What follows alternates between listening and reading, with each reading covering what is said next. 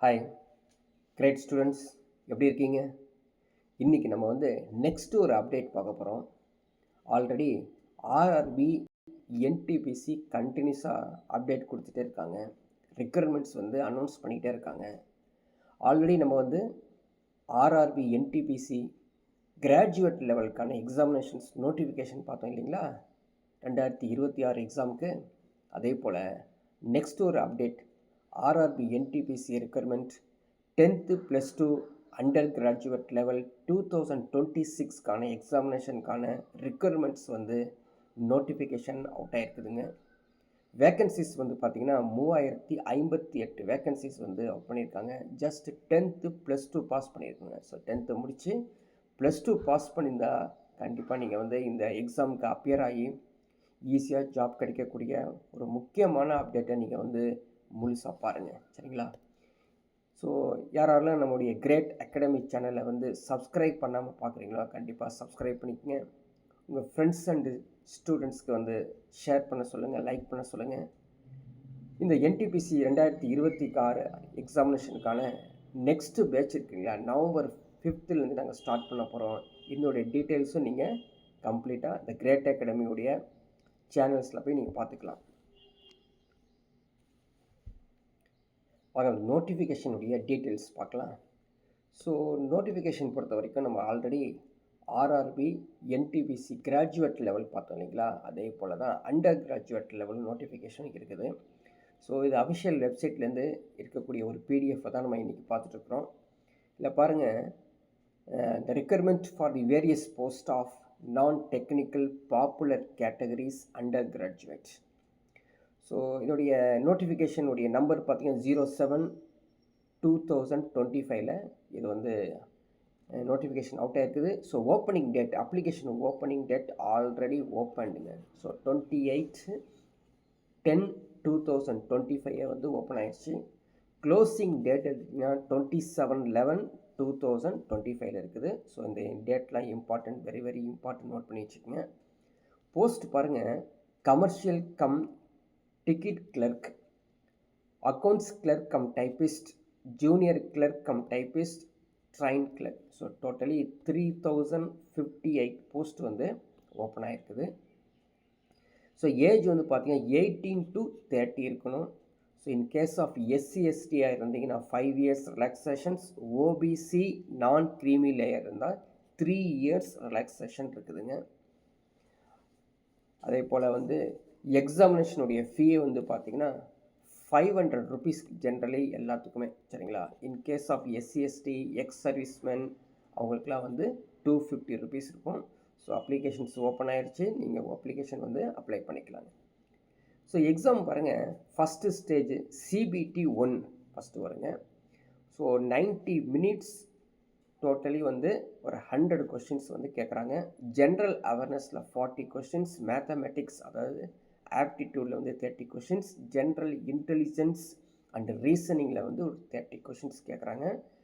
So 3ல் 1 mark 3 question wrong ஆயிடுச்சுன்னா 1 mark reduce ஆகும் அப்படின்னு தெரிஞ்சுக்கங்க.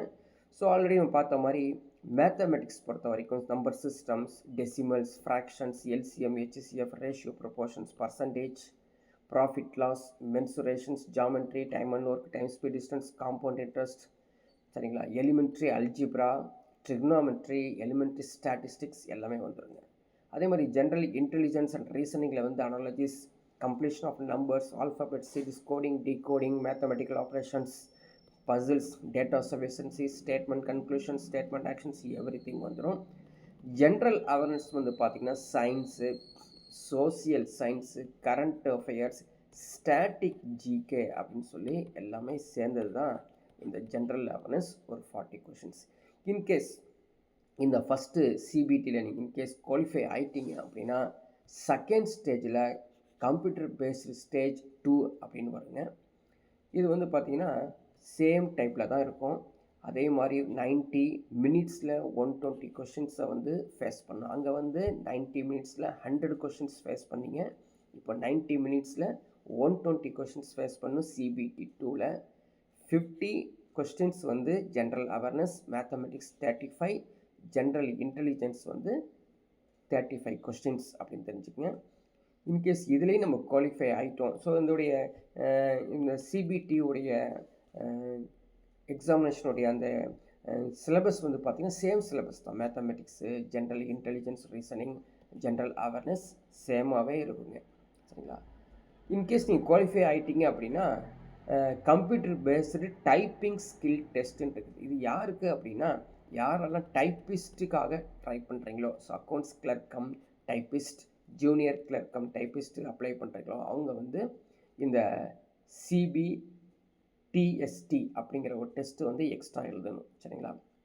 சரி பாருங்கள், என்ன யாருக்கு எவ்வளோ குவாலிஃபிகேஷன்ஸ் வந்து கேட்டிருக்காங்க அப்படின்னா ஜென்ரலி எல்லாமே வந்து 12th ஸ்டாண்டர்ட் 50% அக்ரிகேட் இருக்கிற மாதிரி தான் கேட்டிருக்காங்க. ஸோ யாரெல்லாம் +2 முடித்து 50% வந்து பர்சன்டேஜ் வச்சுக்கலாம், அவங்களாம் அப்ளை பண்ணிக்கலாம். ஸோ சென்னை ரீஜியனில் வந்து பார்த்திங்கன்னா ஒரு 80 டோட்டலாக வேக்கன்சிஸ் இருக்குது. ஸோ கண்டிப்பாக அப்ளை பண்ணிங்கன்னா எக்ஸாம்ஸ் பர்ஃபார்ம் பண்ணிங்கன்னா கண்டிப்பாக கிடைக்கும். ஸோ எக்ஸாமினேஷனுடைய பேட்டர்ன்ஸ் தான் நீங்கள் கம்ப்ளீட்டாக எல்லாம் பார்த்துட்ருக்கீங்க. அதே மாதிரி ஆர்ஆர்பி என்டிபிசி எக்ஸாமுடைய அனலைஸ் 2025 உடைய எப்படி இருந்திருக்குது அப்படின்னு தான் பார்க்குறோம். ஸோ பாருங்கள், காமன் ஃபார் ஆல் இருந்திருக்குது, லெவல் 3 லெவல் 2 எல்லாமே கொடுத்துருக்காங்க. சரி, இதோடைய அனலைசிஸ் நம்ம கண்டிப்பாக பார்க்கணும் இல்லையா? ஸோ இதை பாருங்கள், 2025 எக்ஸாம் நடந்திருக்குது. ஜென்ரல் அவேர்னஸில் வந்து 40 கொஷின்ஸில் வந்து 27 to 28 கொஷின்ஸ் குட் அட்டெம்ப்ட்ஸாக இருக்கலாமா. மேத்தமெட்டிக்ஸில் வந்து 30 கொஸ்டின்ஸ் வந்து 24 to 25 கொஷின்ஸ் குட் அட்டெம்ப்ட்ஸ். அதே மாதிரி ரீசனிங்கில் வந்து 30 questions 25 to 27, generally 75 and above ஈஸியாக ஸ்கோர் பண்ண முடியும் அப்படின்னு சொன்னால் இதுதான் கட் ஆஃப் இருந்திருக்குது. ஸோ 60-65 கட் ஆஃப் தான் இருந்திருக்கும். சரி, எப்படி தான் கேட்டிருக்காங்க பாருங்கள். ஃபஸ்ட்டு ரீசனிங் எடுத்துக்கலாம். சரிங்களா? ஸோ ரீசனிங் எடுத்து போய் பார்த்தோம்னா சீட்டிங் அரேஞ்ச்மெண்ட்டில் 2 to 3 கொஷின்ஸ் கேட்டிருக்கான், அது ஈஸியாக தான் இருந்திருக்குது.